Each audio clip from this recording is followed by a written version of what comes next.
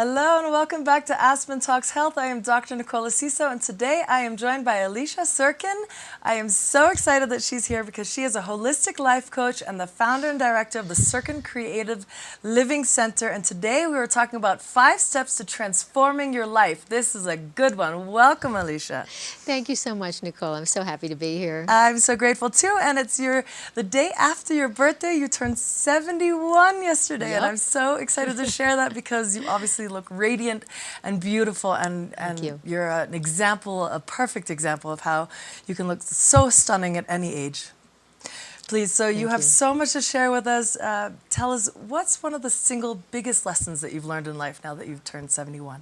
Okay, well, I'm sure it's more than just one, but I think the lesson that really, began to change my life, really a shapeshifter, so to speak, was when I met Dr. Harold Whitcomb here in Aspen 35 years ago.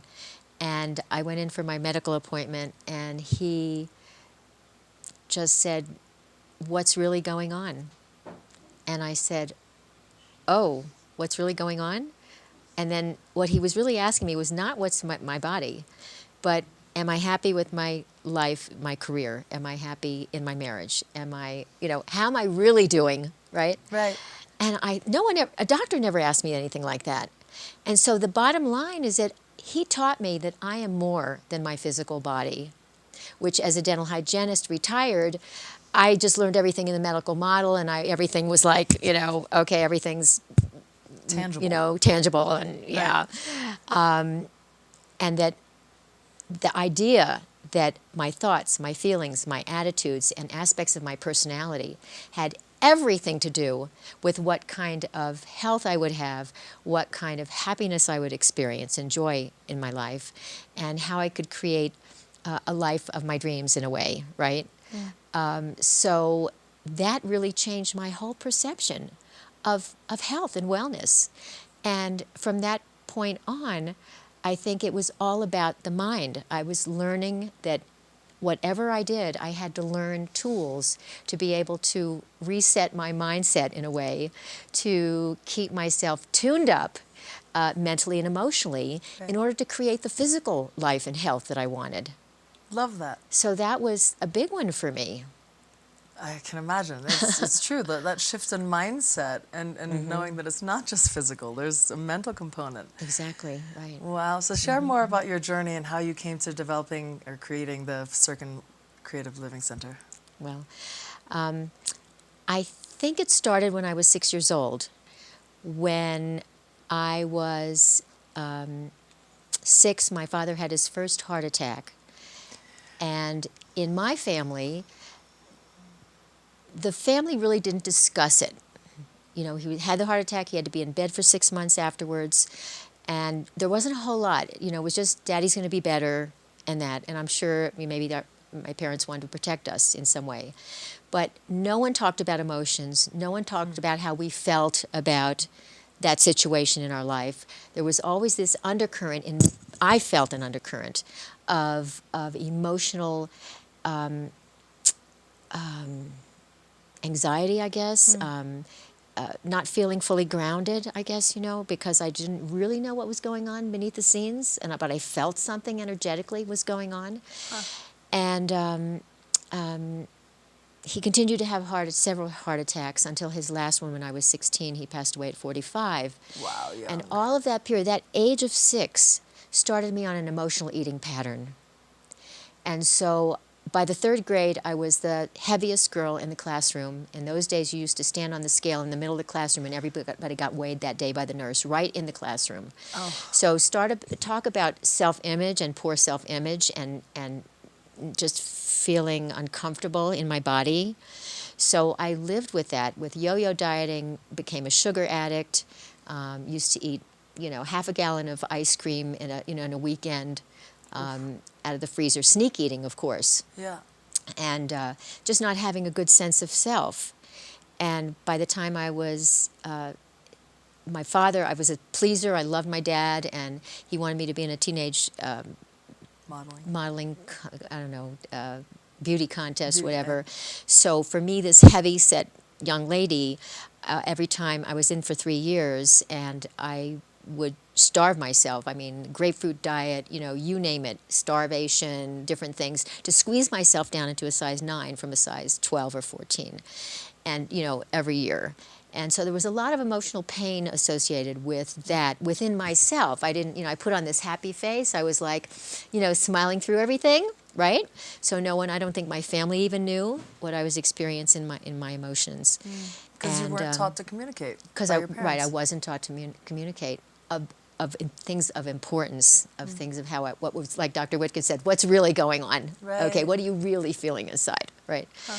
And I never got an opportunity to check in with myself because I didn't know that was possible, right?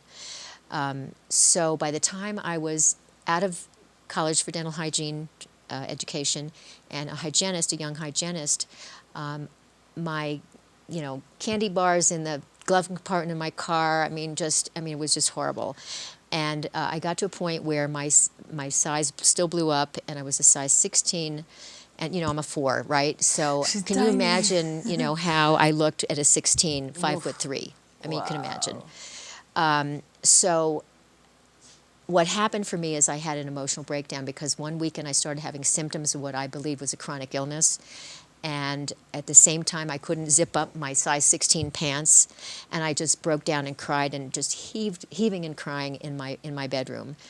And I don't even think my mother, who I was living with at the time, knew about it because I was just so embarrassed, So, so what I did is it was almost like I heard my own voice talking to me at that time when I was just crying so hard.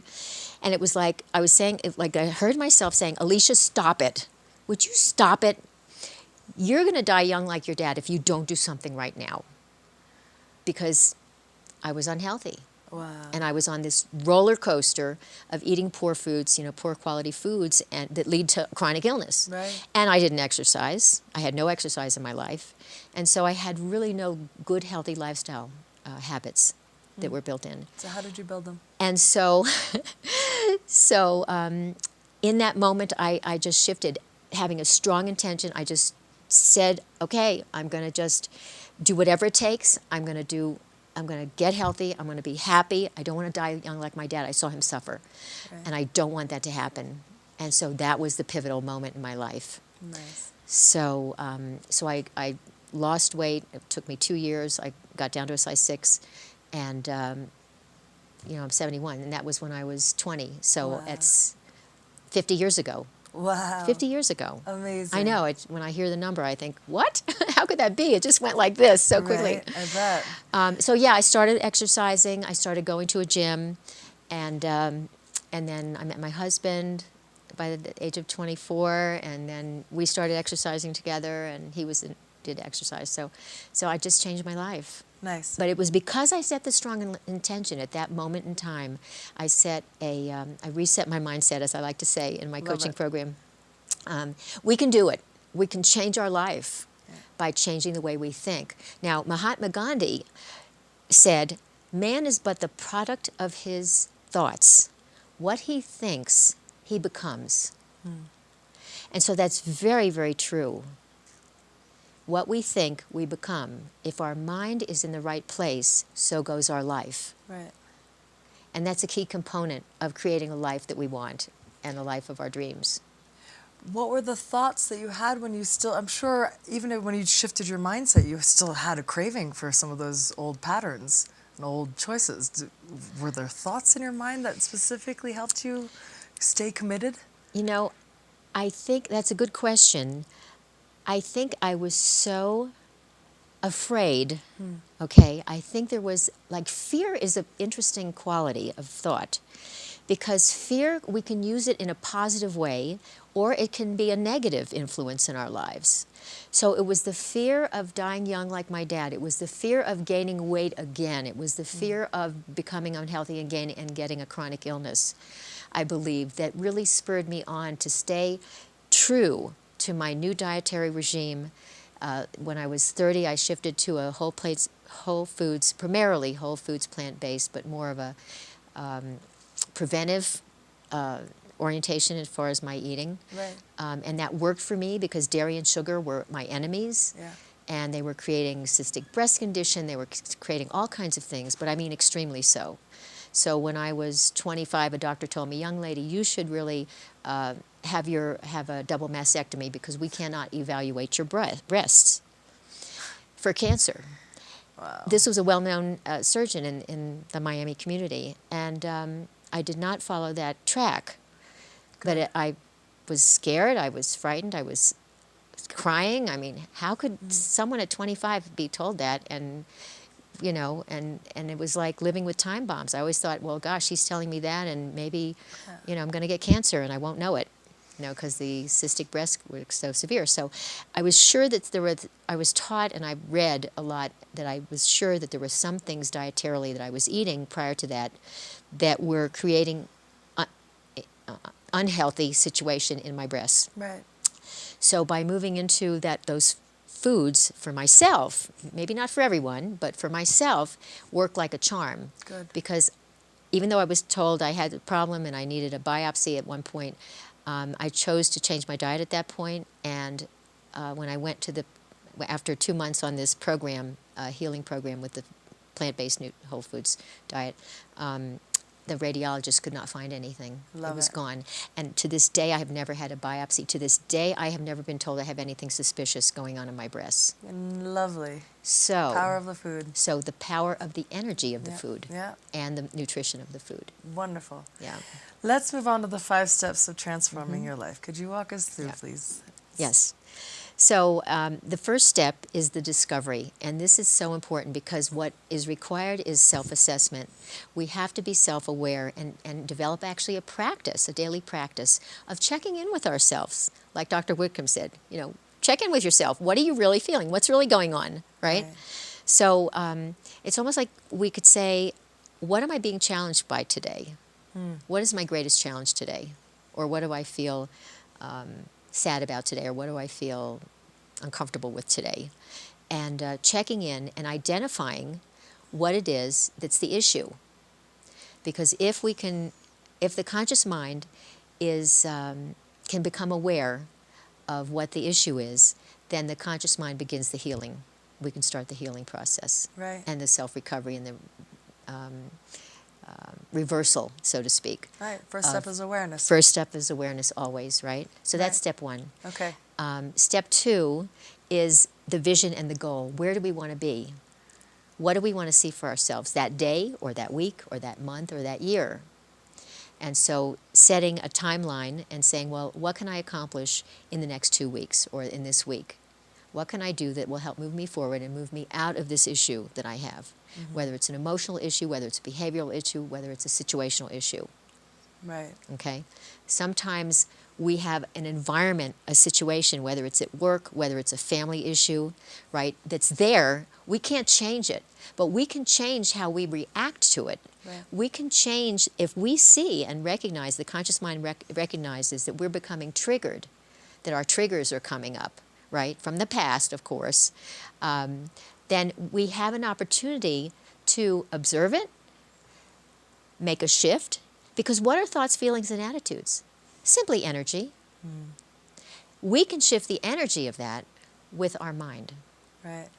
Right. So there goes the mindset idea again. We bring that in, changing with our mind I'm talking things like negative self-talk. How many times do we bash ourselves? I'm guilty of, all those years, right? Absolutely. Even now, sometimes there are things that come up that I start saying, why did I do that? That was dumb, or that was silly. Why did I knew better than that, Right. Things come up. Right. We're human. And what I like to say is we are imperfect beings living in an imperfect world. And that's really true. And it's all perfect. And it's all it's all perfect. And you know what? That takes off so much of the stress. Yeah. We can just let it go and relax. Okay, so I don't, so I tried my best, and I'm not perfect. Yeah. It's okay. It's just being kinder to yourself. It's part of kinder to yourself. It's part of our lesson for growth. Yeah. How do we grow? Ford, when he developed the automobile, and the Wright brothers, how many times did they fail before they found, how to create the world-changing inventions that they created, right? Right. We can't give up. Yeah. We have to plug in, and every time we find a roadblock, we have to know that that's just the universe or whatever telling us that we just have to make a slight adjustment Yeah. to the path. Course correction. Okay, course correction, exactly. Yeah. And that it's not a failure, it's a learning, it's an opportunity to learn, Right. right?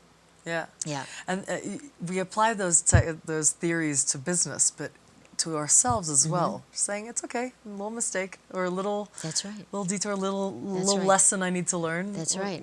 And we get right back on path Right. instead of the bashing. Very important. And the bashing comes from ego, of course. Yeah. So we have to teach our Tame ego. the beast. Right, tame the beast. I love that.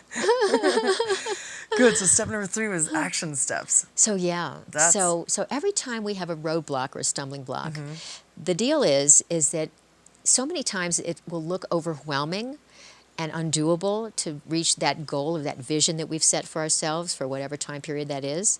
And so by setting action steps that are doable in a steps, eensy weensy little steps, right? Always achieving those little steps and feeling like we're constantly moving forward, that we're not stuck. So many of us, including me over the years, went through periods where I felt stuck or our audience feels stuck.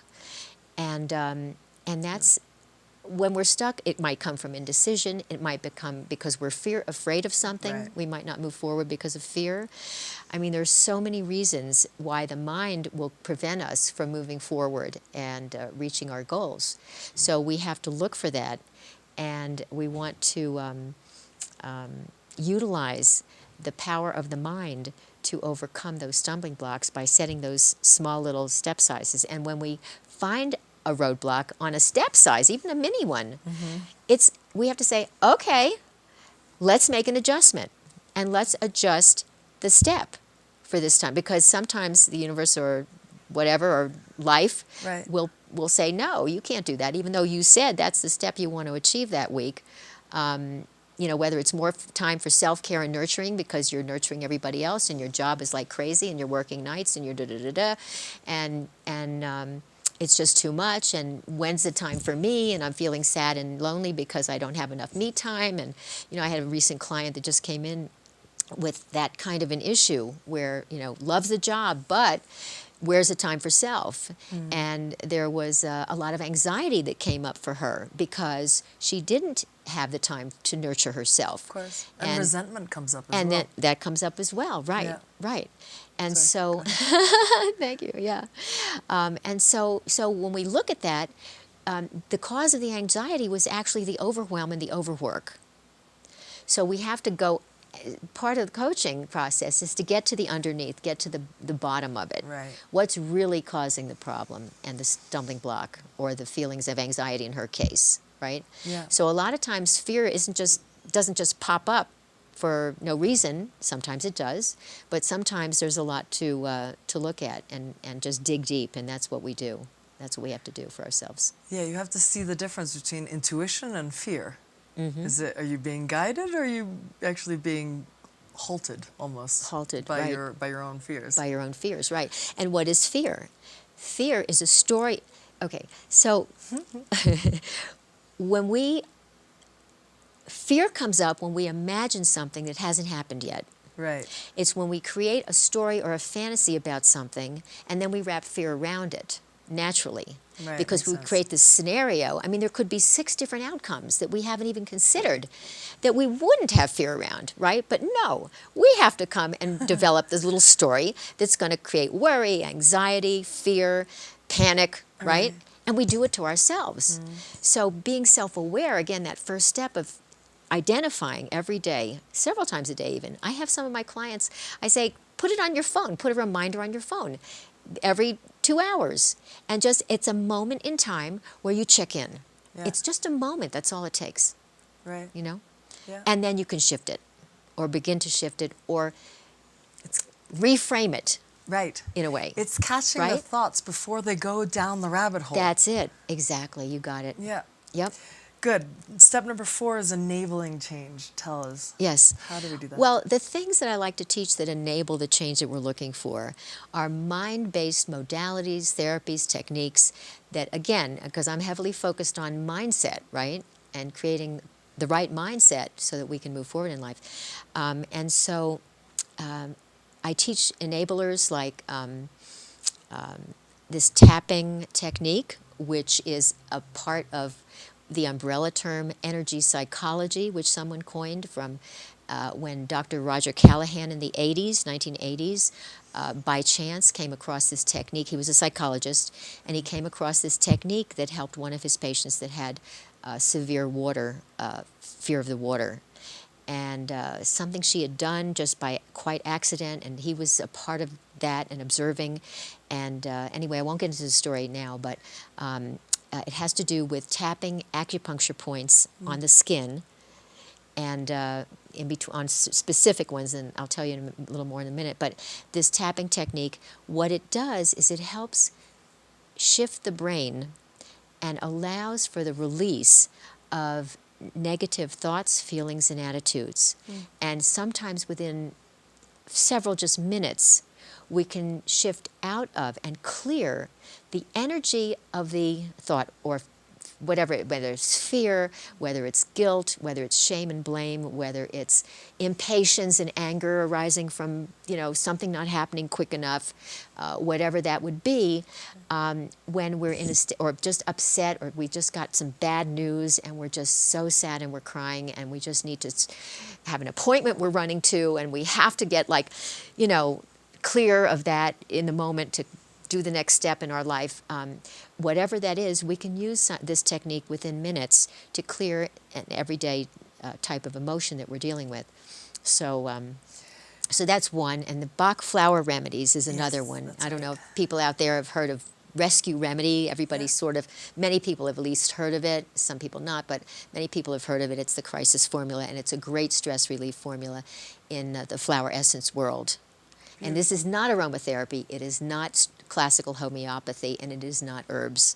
It is a whole new system that was developed, but it's a whole different system, shall I say, that was developed in the 1930s by Dr. Edward Bach, who was a physician and scientist.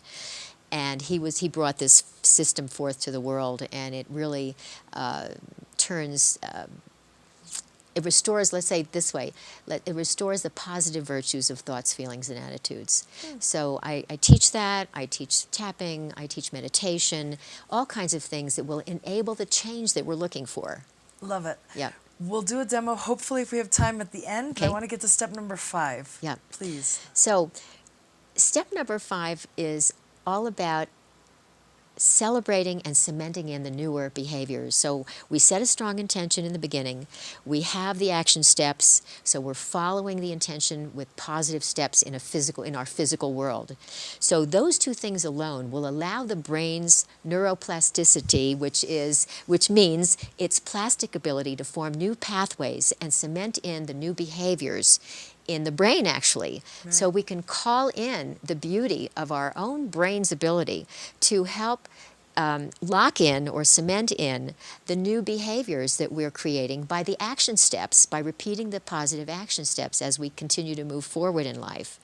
So to be able to transform our life from having an issue, then having the goal, setting the strong intention, holding ourselves accountable, right. Okay, and using enablers when needed, if needed, right, to help enable the change, and then having the brain on target with us to help support that, then we have to succeed.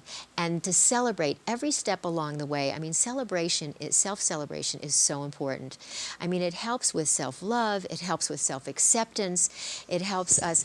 If we aren't well within, then how can we help others in our world around us? Yep. You know, Dr. Bach, who developed this system of the flower remedies I was talking with, he and other great leaders and spiritual leaders in the world have said things like, a life of service is one of the highest callings in life that one can achieve, is to help others. Not only that, but you know how everybody wants to be in the moment and have this, this thing in the moment? If you're in the moment, you are able to call in the best of who you are, and use your intuition. definitely want to save time for the tapping demo. Okay. A quick comment myself is that I've personally made a goal of 3 times checking in, morning, midday, and evening, and celebrating the wins. What did I do great, That's great. in the last few hours? That's so awesome. It is so important, Yeah. especially Yeah. to shift that self-bashing Yes. to a self-celebration. Yes. And automatically, I show up with a giant smile. I mean, normally I'm pretty happy, but Yeah. even more so internally. Yes. There's smiling. Yeah, it makes a big difference. So you're doing it. See, Yeah. there's a great But testimonial my right coach there. really just brought this to me last Yeah. week. Jeff Yeah. Patterson. He's an Yeah. amazing Yeah. life coach in the Valley as well. But Awesome. So Awesome. please, if you could give us a quick 1-minute demo, is that possible? Okay, so the quantum emotional clearing, which is what I'm a student of, and I've been using myself for so many years, is it's tapping 3 points on the face. It's the 2 inner eyebrow points and the center point in between the eyebrows with the 3 fingers of either hand. Doesn't matter. Okay. I'll use this hand, and it's creating a statement that includes the issue. Okay. It includes the issue, a statement of love and acceptance for yourself, and then ending on a high note or an upbeat note, okay? So you're going to hear that in this dialogue. So let's say I'm feeling angry and upset. So I'm going to do it very quickly because of our time, okay? Yes. I'm going to give you a little mini Good. taste of it, okay? Perfect. But it's expanded. It's more than that. But here we go. Even though I have done nothing wrong, I'm free to let it all go, and I let it all go now. Even though I feel angry and upset, I'm free to let it all go, and I let it all go now. I completely release and eliminate all anger, all bitterness and resentment, and I let it all go now. And I allow myself to return to peace, and I allow myself to heal completely. I completely love and accept myself, and I know that all is well. So be it, let it be done, and it is so. Thank you. And that's it. Beautiful. And we would do that. We would first rate the level of the issue, in this case, the anger and intensity, and anger and upset. Yeah. We would rate it on a scale of 0 to 10 before we even start, because we want to know where we were at. And then we do the technique, and we do it 3 times usually. And then, I mean, this is the quick Yeah. way. And then we would re-rate the issue to see how the numbers drop. Okay? Interesting. Now, if we still feel emotionally charged, there could be an associated aspect of Right. that issue, That you which need is to the tap anger. on. And then, so then we would use that as the phrase. So instead of saying, even though I feel angry and upset, it would be, even though I feel some sadness. Right. Okay. Okay. Got it. Then, and that would be an associated issue, for example, and then we would tap for that. Beautiful. So that's an example. Thank you so much for joining you. me. I am Oh, so grateful. You thank have you so so much. wisdom to share, and I'm really, really pleased and honored that you're here with me today. Well, I'm Thank so you. grateful to you. Thank you so much. For more information, please turn to aspentalkshelp.com. You'll learn more about Alicia and her program. Thank you.